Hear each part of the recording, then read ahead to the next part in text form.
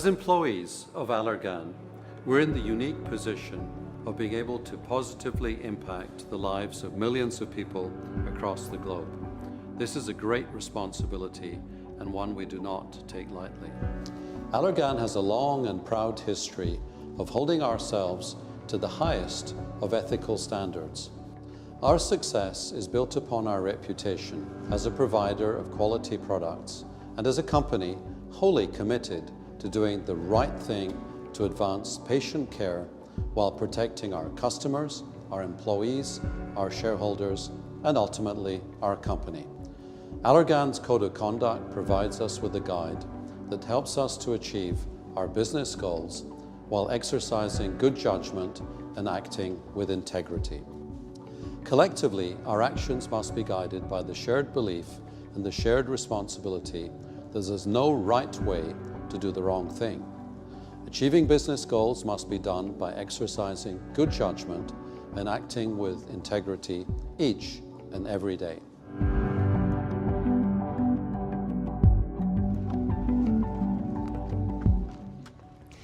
Our business model is built upon the overarching principle that doing the right thing should be instilled in our day-to-day business.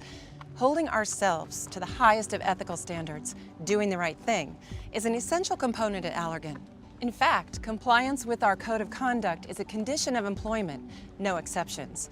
But sometimes knowing what the right thing is isn't so easy to identify.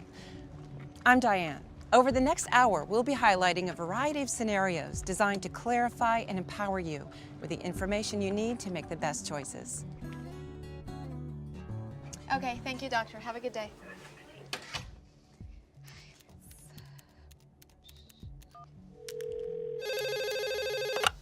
Hello, Sean Roberts. Hi, Sean. This is Suzanne Vasquez.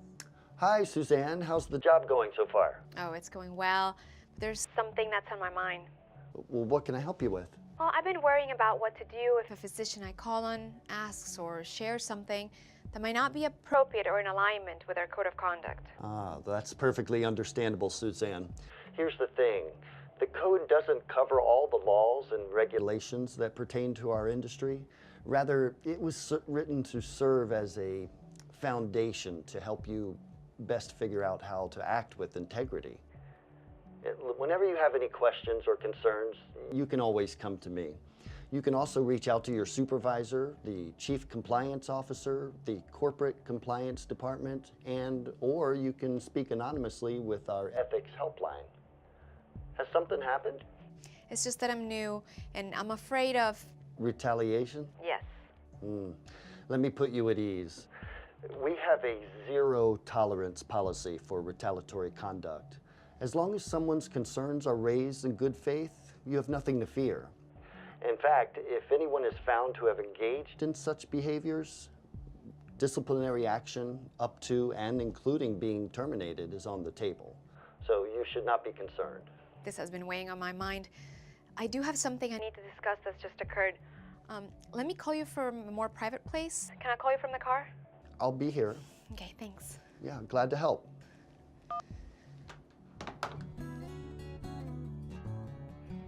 When thinking about our code of conduct, remember, it serves as the foundation for all of us. If ever you're not sure what to do, there are people whose job it is to help you. And you can report suspected violation, knowing with complete confidence the company will look into the matter and not tolerate retaliatory conduct. Next, we'll be focusing on our shared responsibility for patient safety and product quality. Thanks. That hadn't occurred to me. What hadn't occurred to you? Hey, Krista. We went ahead and ordered you your usual. Dressing on the side? Of course. Thanks. Now, what hadn't occurred to you?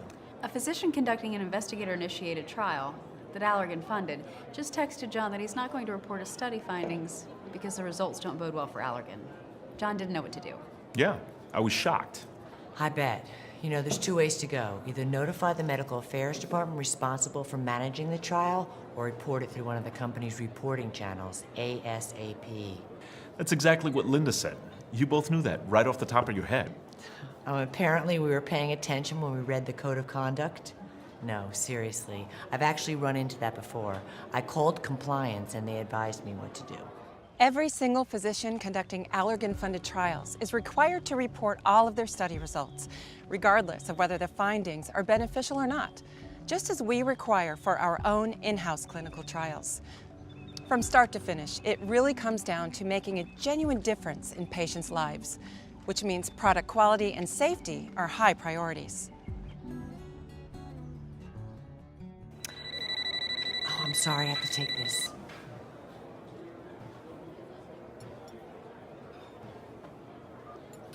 That was fast. Did you have to go? Apparently, there's a problem with one of our manufacturing processes. My guy there is upset because we're already behind schedule. That's not good. Won't that put a hold on all the products that went through that process until a quality team reviews the issues? What did you tell him to do? Well, first, I commended him for letting me know, and to definitely not worry about the deadline. That's good. Anyway, I asked him to immediately contact the quality team and to tell them what he told me. Follow it up with an email so they can assess the issue and remediate if appropriate, and CC me. Wow, sounds perfect. Great advice. Oh, I wish all decisions were that easy. At Allergan, it's absolutely essential that we never sacrifice quality to meet a deadline or target. Doing so could have detrimental consequences down the road. So remember, patient safety is paramount to our manufacturing efforts. Follow all applicable laws, regulations, company policies, and procedures. Only use suppliers who absolutely support Allergan's commitment to high quality standards. Never sacrifice quality to meet a deadline or target. And raise any and all questions or concerns through appropriate channels right away. It's a huge responsibility, and one we don't take lightly. Which brings us to our responsibility in the marketplace, which includes our unwavering integrity when it comes to promoting our products, how we provide and accept business courtesies, and how we interact with healthcare professionals.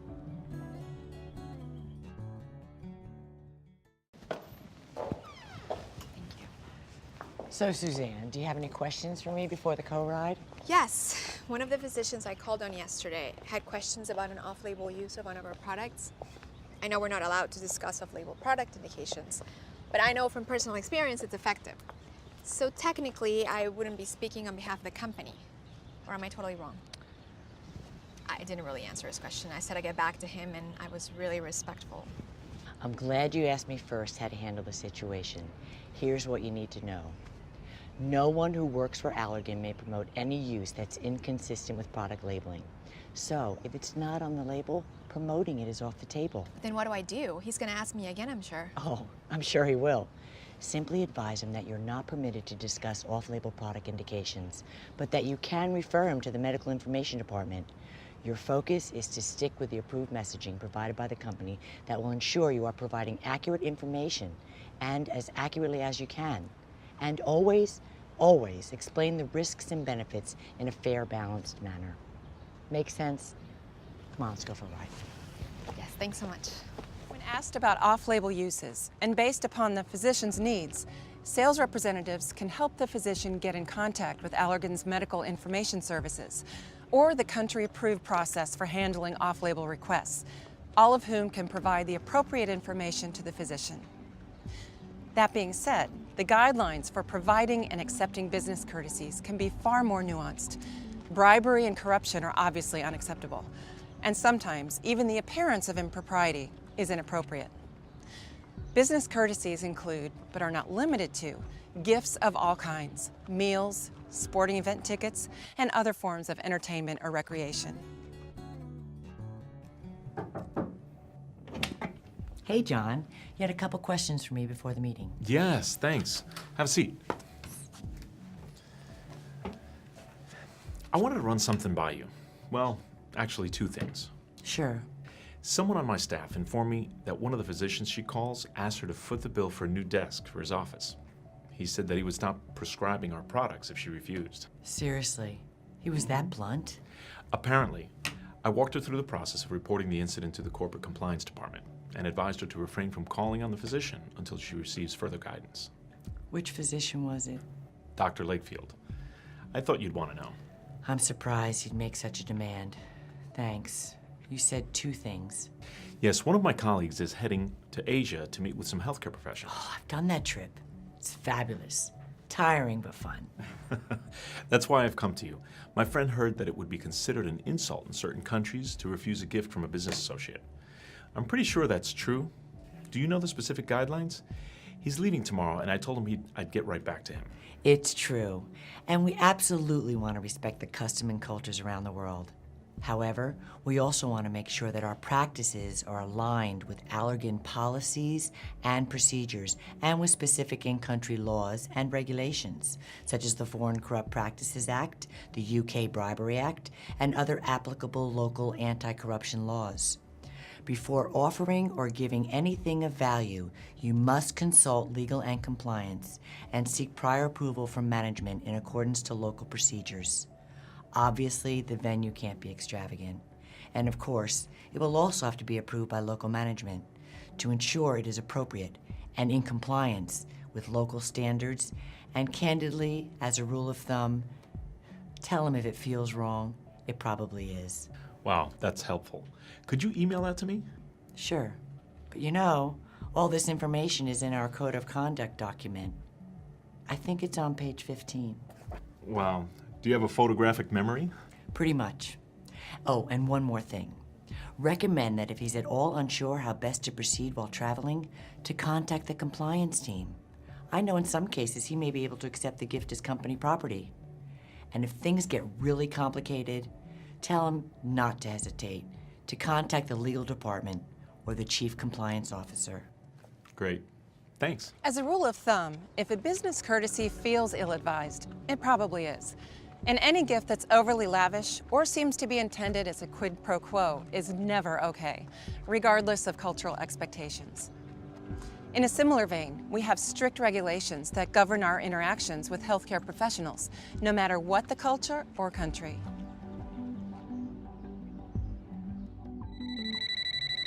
Hello, this is Krista. How can I be of assistance?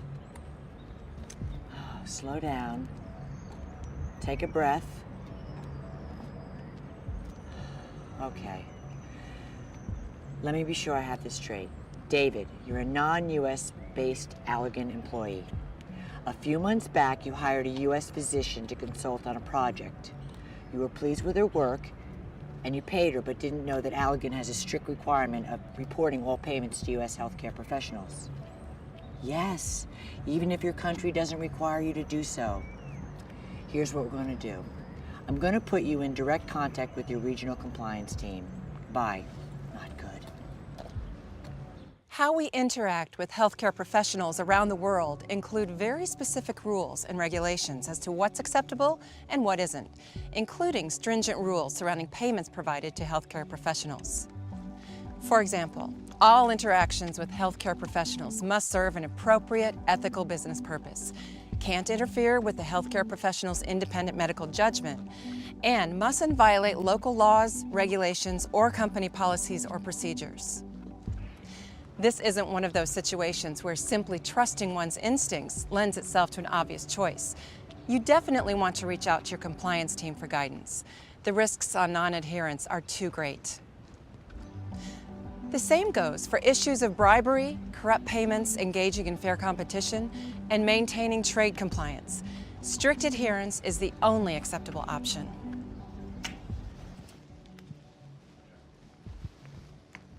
Glad I caught you. Oh, hi, Linda. I have another meeting. Can this wait? Not really. It's time sensitive and it concerns potential bribery and corrupt payments. Have a seat. You have my full attention. I just came from Nikolai's lab. He was going over his year-to-date spend, and he's worried that one of his contractors was paid an exorbitant amount for services related to Allergan getting approval for a new product in China. How exorbitant?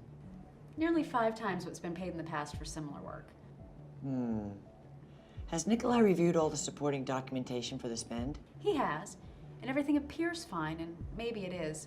However, it could be a fair market value inconsistency and could raise a red flag. I agree. Let him know that reporting his concerns was absolutely the right thing to do, and this situation will be investigated right away. Anti-bribery and anti-corruption laws aren't limited to the actions of Allergan employees. They also apply to the actions of third parties acting on our behalf. Money need not even exchange hands. Just the promise of a corrupt payment or anything of value may constitute bribery. So when in doubt, check it out. This commitment to steadfast integrity and fair play holds true with our customers, third parties, and even when it comes to our competitors.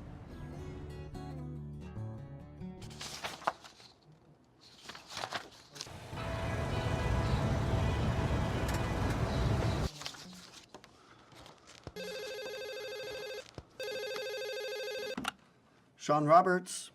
Hi, Mr. Roberts. It's Suzanne Vasquez. I don't mean to bother you so soon, but I was... You're not a bother, Suzanne. I'm here to help. What's on your mind? Well, the other day, I was walking in to meet with a physician just as one of our competitor sales representatives was walking out. She left a folder labeled with the name of their latest product on the coffee table in the waiting room. I really wanted to open it. You know, I'm new and any edge I can get seemed like a good idea. But I didn't. Instead, I dashed out and gave it back to her.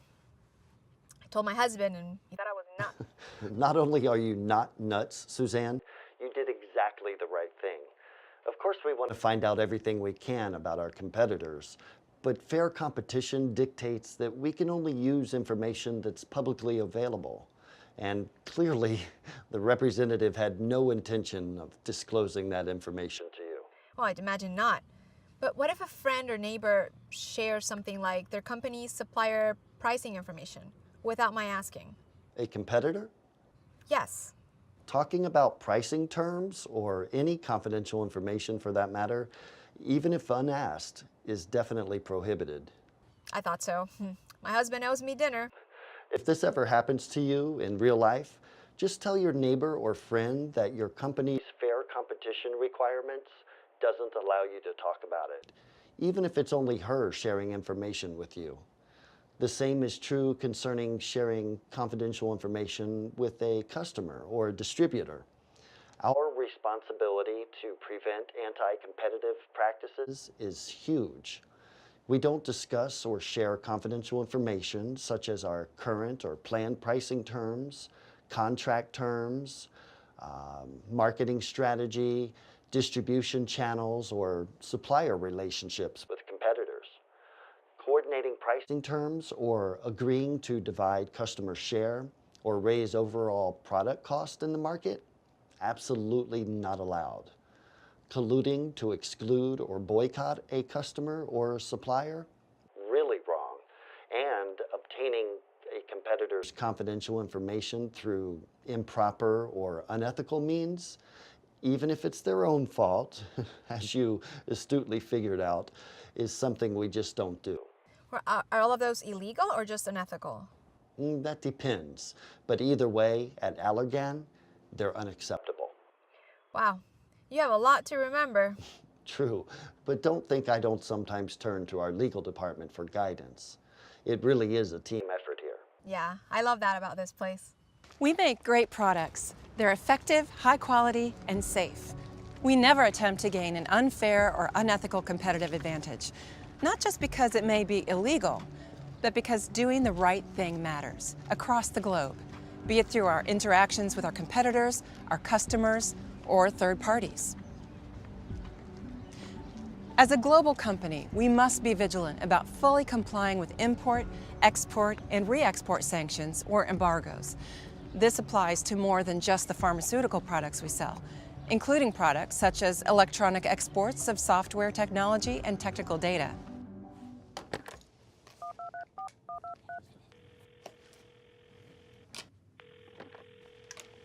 Hello, this is Alex. Hi, Alex. This is John Reynolds. I got your text. Thanks for getting back to me so quickly. What happened? Yeah, well, we just realized that some goods we shipped a couple of days ago went out with some wrong information on the documents. The declared value of the goods documented was a lot less than they're worth. Before I did anything, I wanted to check with you to be sure I took the right course of action. Well, the goods have shipped. You need to report the discrepancy with the Global Trade Compliance Department. And that's what I thought. I'll do that as soon as we hang up. But just for the record, if there's no problem in transport... Why is it such a big deal? It has to do with how much taxes are applied. The value impacts things such as custom duties and tariffs. All right, yeah, of course. Yeah, thanks, John. Anytime. Call or text me if you have any problems. Will do. Thanks again. Bye-bye. Bye.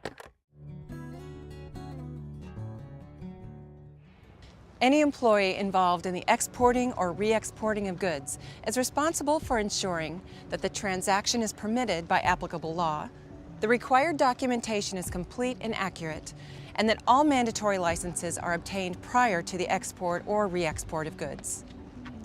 And if you're ever not sure what to do, or even just want to double check that you're doing the right thing concerning maintaining compliance with international trade laws, contact our Global Trade Compliance Department. Today's presentation concerns adverse events and safety information reporting. It's short, to the point, and really important. I'm Diane. Thank you for taking time out of your busy day to watch this. So let's get right to it. First, to make sure we're all on the same page, we're defining an adverse event as follows. An adverse event includes any medically unfavorable or unintended occurrence in a patient or consumer receiving an Allergan product, including Allergan products used in investigational studies or clinical trials. Even if, in your professional view, you doubt that there's any possibility of a causal relationship. For your information, Allergan's definition of an adverse event is any untoward medical occurrence in a patient or clinical investigation subject administered a pharmaceutical product or device and which does not necessarily have to have a causal relationship with this treatment. An adverse event can be any unfavorable and unintended sign, including an abnormal laboratory finding, for example, symptom, or disease associated with the use of a medicinal product, whether or not considered related to the medicinal investigational product. This definition includes the worsening of a pre-existing condition, the development of drug dependency, and drug interaction suspected by the reporter. All adverse events must be reported in a timely manner and according to specific criteria. We'll be addressing those momentarily. But before we do, it's important to know upon whom the responsibility of reporting adverse events falls. The answer? All of us. All Allergan employees, contingent or contract workers, consultants, vendors, and other agents conducting business on behalf of Allergan. It is both an individual and a corporate responsibility. Those responsible for reporting adverse events includes all Allergan employees, contingent and contract workers, consultants, vendor, and other agents conducting business on behalf of Allergan. You know the saying, timing is everything? Well, when it comes to reporting adverse events, timely reporting is absolutely essential. Ideally, adverse events should be reported immediately. If that isn't possible, then it needs to be done within 24 hours of knowledge of the adverse event, meaning within a day of your learning of the event having taken place. Please understand that any further delay of reporting such an event is not an option. Our commitment to honoring this timetable isn't just a goal we strive for. This is about abiding by legally required regulatory compliance, including those required by the FDA and the EMA, in addition to the local country health authorities and ministries of health. In fact, failure to report a suspected adverse event may result in our losing product licenses, losing our registration, and even imprisonment for European qualified persons for pharmacovigilance and monetary fines. It's also important to note that potential adverse events which come to your attention via friends and family, and even through a random conversation on a train or plane, also require the same vigilance of reporting, as does information obtained through any other channel. Every effort must be made to include the following criteria in an adverse event report.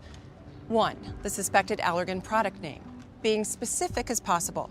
2, the reporter name, including the name, address, or phone number of the person reporting, and of course, if it's you who are the reporter, include the same information, your name, address, and phone number. 3, the event or incident specifics.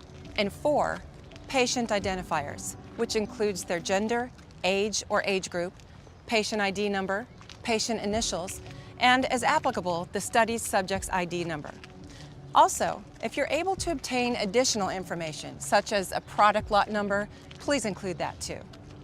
Even if you're unable to obtain all 4 criteria, do still report the incident and provide as much information as you can.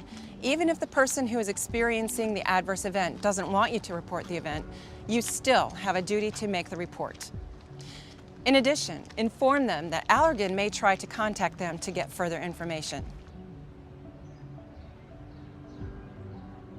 For those unclear as to what actually constitutes safety information requiring reporting, that would include all reports or awareness of the following: medicinal complaints, adverse events, often simply referred to as AEs, device incidents, lack of expected effectiveness, misuse, which would include both accidental and intentional, abuse, overdose, both accidental and intentional, medication errors, off-label use, exposure to an Allergan product while pregnant or breastfeeding.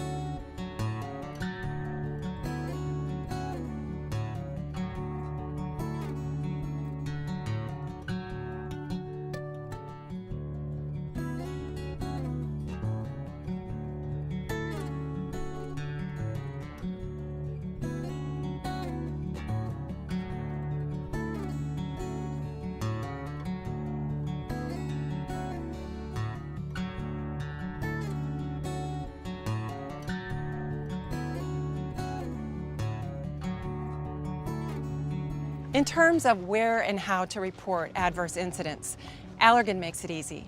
We have an online reporting form available at adverseevents.allergan.com. And there's also a safety information transmittal form located on the Allergan intranet. Country-specific email addresses, phone numbers, and fax numbers are also available at adverseevents.allergan.com.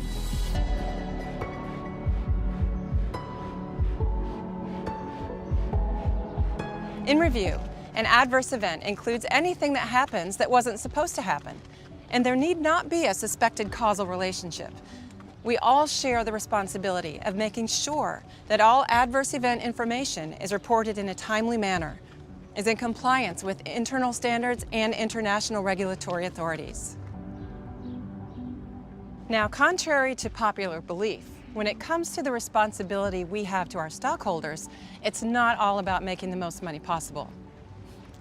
I know some of you are rolling your eyes, but the reality is it's serious, multifaceted business, encompassing everything from avoiding conflicts of interest, safeguarding confidential information, prohibiting insider trading, preparing accurate business records and financial records, information and record management, and of course, protecting company assets.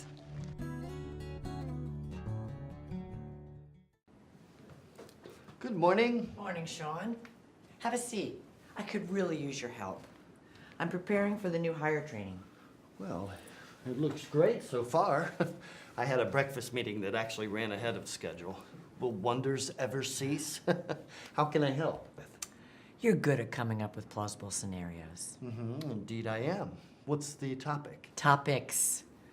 I've pretty much written 5 to 6 conflict of interest examples that need highlighting. They're self-explanatory, which is exactly what I was shooting for. But the 6th is far more nuanced, so I want to offer a more in-depth overview. Can you read me the list you have so far? I can do better than that. I can show you. Let's see. Some examples of potential conflicts of interest include holding a significant financial interest in a company that's a customer, supplier, or competitor of Allergan, or a company with which Allergan may enter into a potential business relationship, pursuing a business interest personally that's in line with the business of Allergan, receiving personal benefits such as frequent or routine gifts or entertainment as a result of employment with Allergan, serving on a board or committee of any entity, including nonprofit organizations whose interests may conflict with those of Allergan, and participating in outside employment with or providing services to a customer, supplier, competitor, or business partner of Allergan. Those are really good.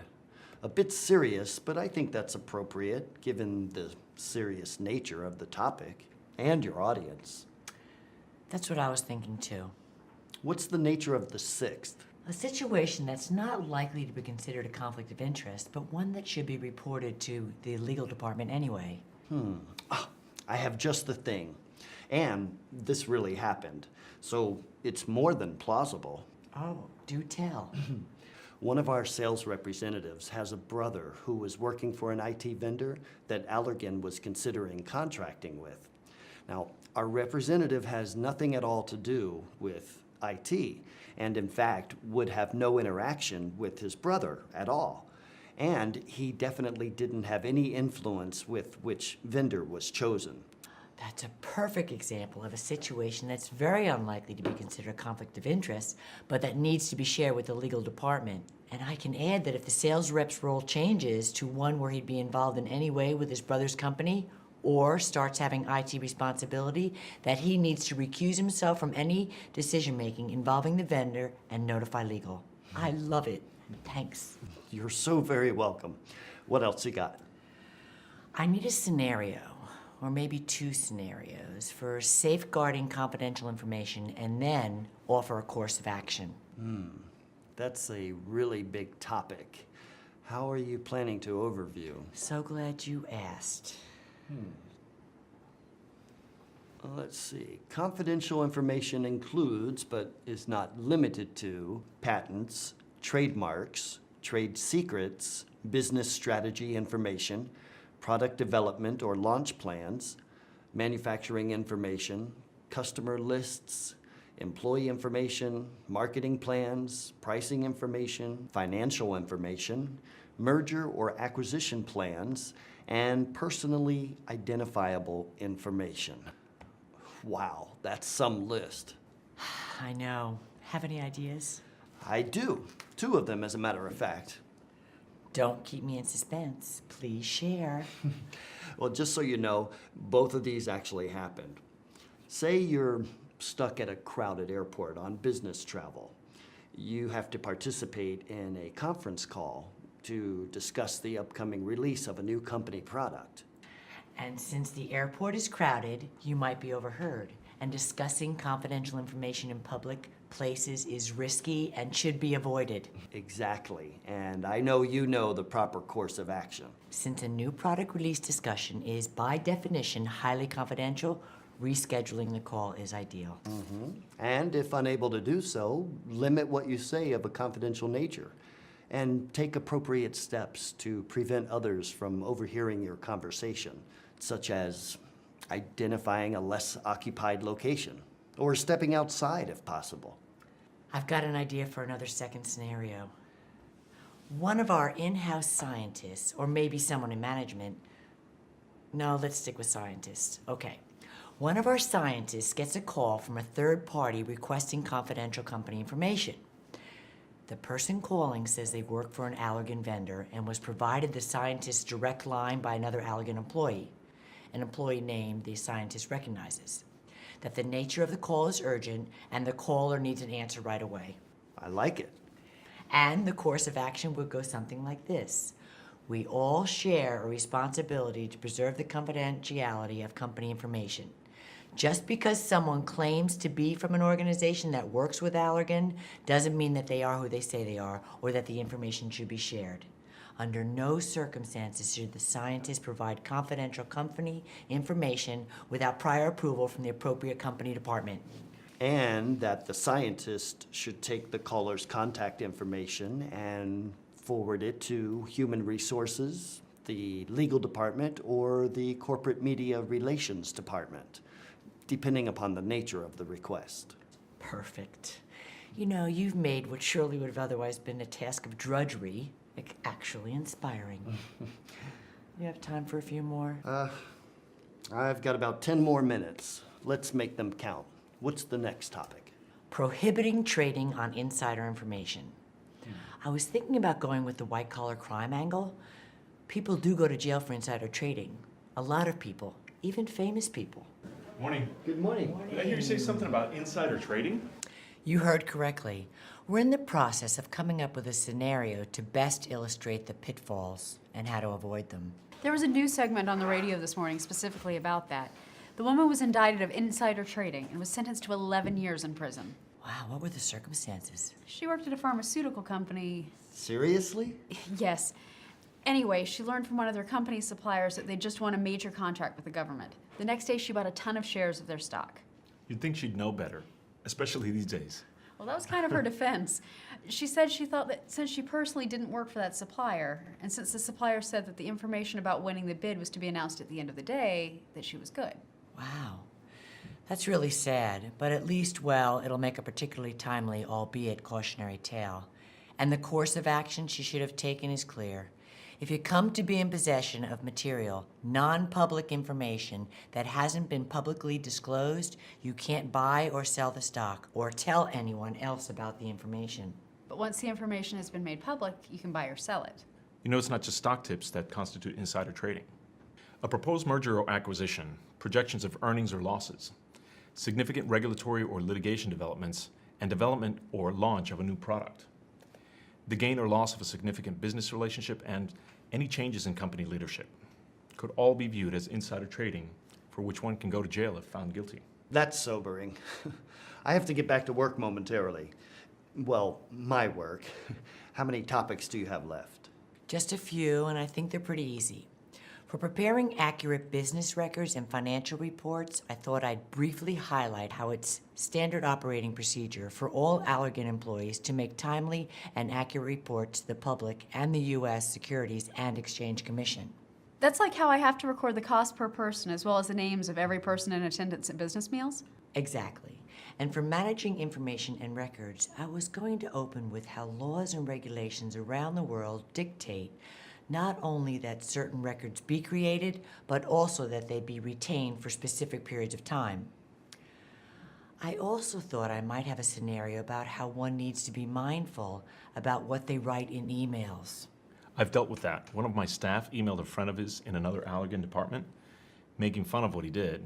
He was just joking, but one of those emails was accidentally forwarded to his boss, and he didn't find it so amusing. It all turned out fine, but it could have gone very badly. You might want to briefly mention that many things can be considered records, including official paper documents, working papers like drafts, versions, photocopies, and handwritten notes.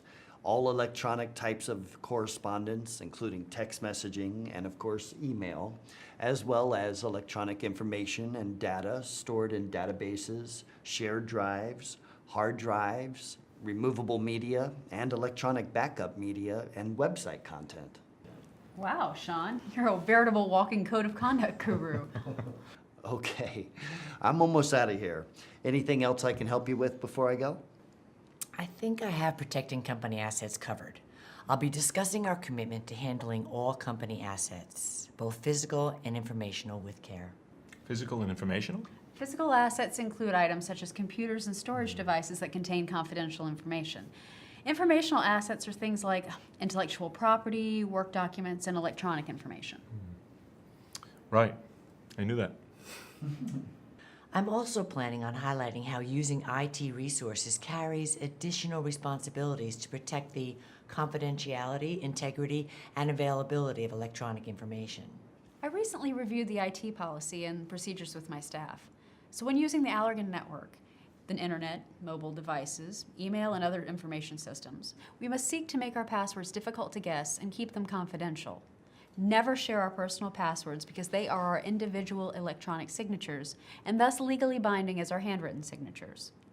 Avoid installing non-business software or take actions that can lead to the disruption of network security and expose confidential information to unauthorized parties. Exercise sound judgment when using our personal mobile devices to access company information. Take appropriate action through passwords and encryption to safeguard confidential information on personal mobile devices. Sounds like you guys are on the right track. I'll see you later. Good luck with the rest of the presentation, and email me if you have to run anything else by me. Oh, I will. Thanks, Sean. How about lunch this afternoon? My treat. I'll try to make lunch. Oh, thanks. Our responsibilities to our stockholders are profound. In brief, a conflict of interest is when an employee's personal interests interfere or give the appearance of interfering with the interests of the company. In such situations, we must disclose the potential conflict of interest, real or perceived, to our supervisor and the legal department. Just as we protect our own company's confidential information, we must vigilantly safeguard the confidential information of our customers, suppliers, and business partners. Insider trading laws govern not only our ability to trade in securities while in possession of material, non-public information, but also the sharing of this information. Each one of us must ensure that company business records, which serve as the basis of our public disclosures and guide our business decisions, contain accurate, reliable, and non-misleading information. Our records must be accurate and professional, and we should avoid documenting information that could be misunderstood or taken out of context. Never generate a record that we would not want made publicly available. We all have a duty to safeguard company assets, both physical and informational, and we must be particularly cognizant when using IT resources such as the internet, mobile devices, email, and other information systems, as those carry additional inherent risks of assets being compromised. Hang in there, we're entering the home stretch. Next, we'll be focusing on communicating on behalf of the company, followed by participation in political affairs and public policy, providing charitable contributions and grants, and protecting the environment. Hey guys. Hey, Sean, how you doing? Good. Did you order my lunch? Yep, got your turkey sandwich. Awesome. What were you talking about? Social networking. I couldn't believe it. A Facebook friend of mine wants my opinion on an off-label use of one of Allergan's products. Your profile includes that you work at Allergan? Yep. That's happened to me too. I almost posted that there was some recently published studies suggesting that the product is likely to be successful in treating his condition. But you didn't. What stopped you? I remembered from last year's Code of Conduct training that discussing off-label uses could be misconstrued as speaking on behalf of Allergan. I get a surprising number of calls from reporters asking about Allergan. How do you handle that? It's actually pretty easy. I just let them know that I'm not authorized to speak on behalf of the company and then forward them to the corporate media relations department. I'm going to remember that. I have a situation I was unsure about that I had to get guidance on. I wasn't sure if it was acceptable to collaborate with some of our competitors as industry counterparts to help in the development of public policy that supports biomedical research. You know, I don't know that answer.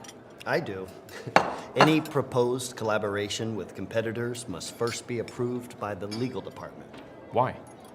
To make sure that the communication is appropriate and in the best interest of patients. Good to know. Are we allowed to use our Allergan email accounts to email our own colleagues regarding political movements in general? No, but we're more than welcome to verbally discuss political matters with colleagues. We are prohibited from sending out emails from our personal email to a colleague's Allergan email address. Hey, that reminds me. Did you guys know that Allergan has private charitable foundations? The Allergan Foundation and the Allergan International Foundation? What's their focus? They focus on philanthropic areas such as arts, civic programs, education, and health and human services. I had no idea. Neither did I. Allergan also supports independent educational activities and provides charitable assistance in the form of free Allergan product for populations that are impoverished around the world, among other things. The more I learn about our company, the more proud I am to be a part of it. Speaking of feeling proud, did you know that Allergan is committed to providing safe and healthy working environments for our employees and works diligently to mitigate our environmental impact of our operation products and services?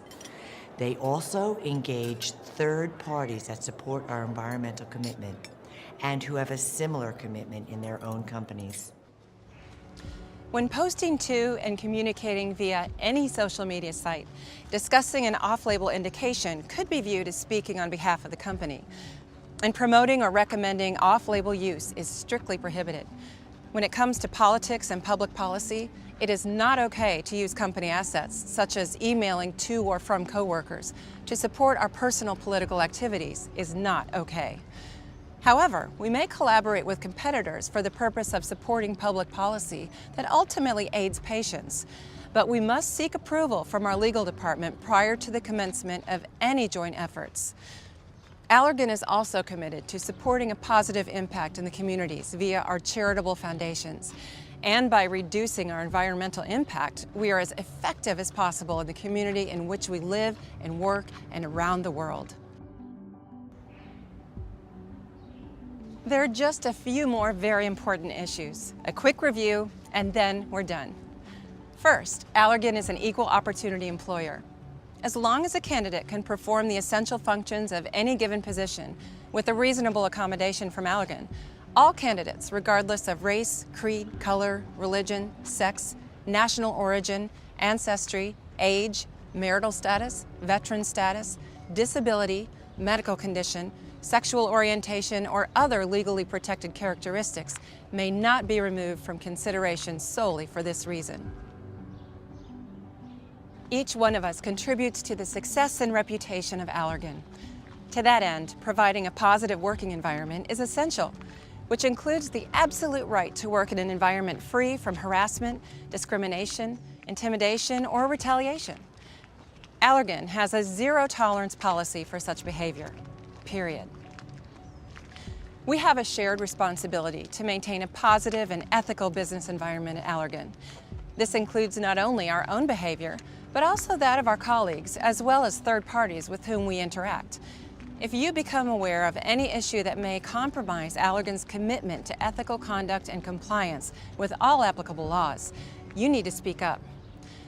Turning a blind eye can have severe consequences for both the company and for individual employees. We have multiple avenues by which you can share your concerns, including your supervisor, your human resources representative, the chief compliance officer, the corporate compliance department, the ethics helpline.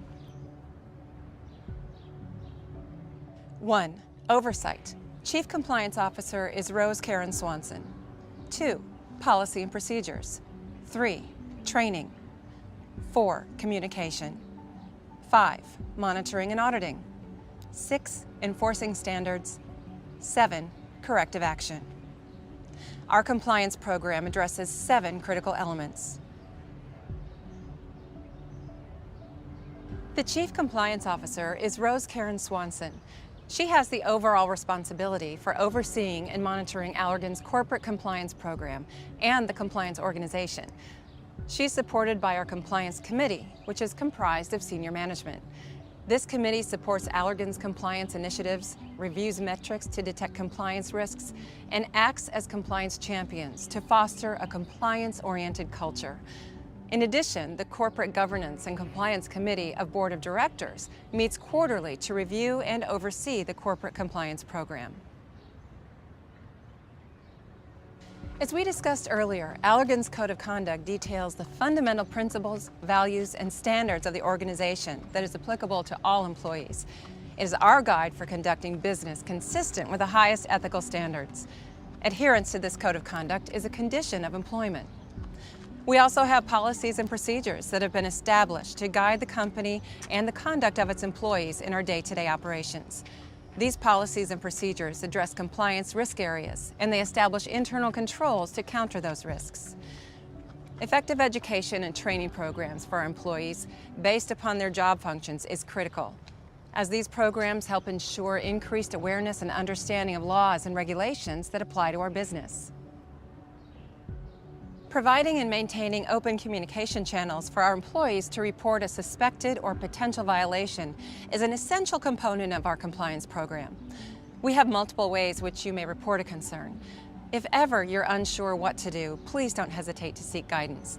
This includes a toll-free helpline, which provides an opportunity for anonymous and confidential reports or inquiries. Our monitoring and auditing functions evaluate compliance with our policies and procedures and work with any applicable business group to assist in determining adherence with these policies and procedures. These functions make recommendations for modification to internal policies, processes, systems, and controls. Appropriate disciplinary action is taken in regards to employees or contractors who violate laws, regulations, applicable federal healthcare program requirements, and Allergan's policies and procedures. This may include a broad range of disciplinary measures, up to and including termination of employment. We support a process that enables corrective action should policies, procedures, or systems need to be modified. We're committed to promptly responding to detected issues and implementing the appropriate remediation. Please review Allergan's policies and procedures and ask questions if you need any further clarification. Now, we have specific compliance obligations we must uphold under our Corporate Integrity Agreement, which we entered into with the U.S. Department of Health and Human Services Office of Inspector General on August 30th, 2010. The CIA specifically identifies who's required to comply with the terms of the CIA. Which brings us to covered persons versus relevant covered persons. Covered persons include all officers, directors, employees, contractors, or agents based in the U.S. or have job responsibilities related to the promotion of government reimbursed products or activities associated with U.S. healthcare professionals. Relevant covered persons include all individuals who perform the following functions. Promotional functions, which includes selling, detailing, marketing, advertising, promoting, or branding. Preparing or externally disseminating promotional materials, product-related functions, preparation or external dissemination of non-promotional materials by medical affairs, contracting with healthcare professionals to conduct post-marketing clinical trials or investigator-initiated trials, IITs, authorship or publication of articles or study results relating to post-marketing clinical trials or IITs, and activities related to submission of information about product information in government-listed compendia, such as drug decks. Covered persons and relevant covered persons are also required to complete certain obligations, including reading and certifying to Allergan's Code of Conduct and completing the general training on Allergan's compliance program, the Code of Conduct, and the CIA requirements. Relevant covered persons must complete an additional 3 hours of specific training, which covers laws and regulations that addresses sales, promotion, and medical affairs activities.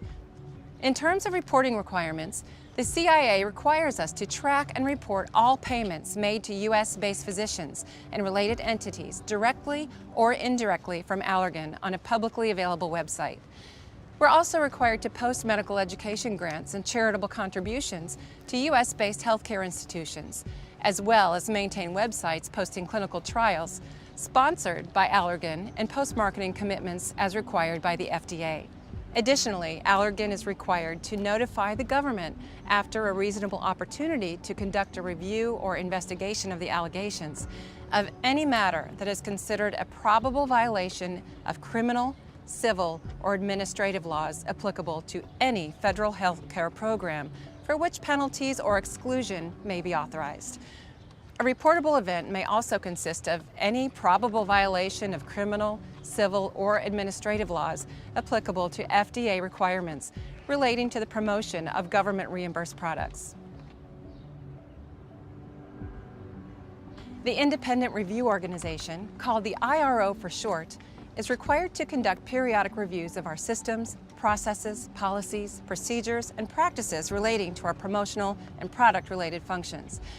The IRO prepares a report annually that is filed with the Office of the Inspector General. As we discussed earlier, we all have a shared responsibility to ensure ethical conduct here at Allergan and to report any concerns or suspected violations to your supervisor, compliance department, the chief compliance officer, human resources, or the ethics helpline. Remember, Allergan has a no retaliation policy for all good faith reports. In closing, our Code of Conduct was created to provide genuinely useful guidance to help each of us make good decisions and also points us in the right direction to a person or department that can help us when we're unsure what to do. Of course, this document doesn't outline every issue or situation we may encounter while performing our jobs, and it surely doesn't address every law or regulation that may apply to Allergan globally, but rather it's a foundation, a touchstone for what constitutes the best, most ethical choices. It comes down to this. By each of us making every effort to doing the right thing, we help foster a culture of compliance at Allergan, a culture of which we can all be proud. Thank you for watching.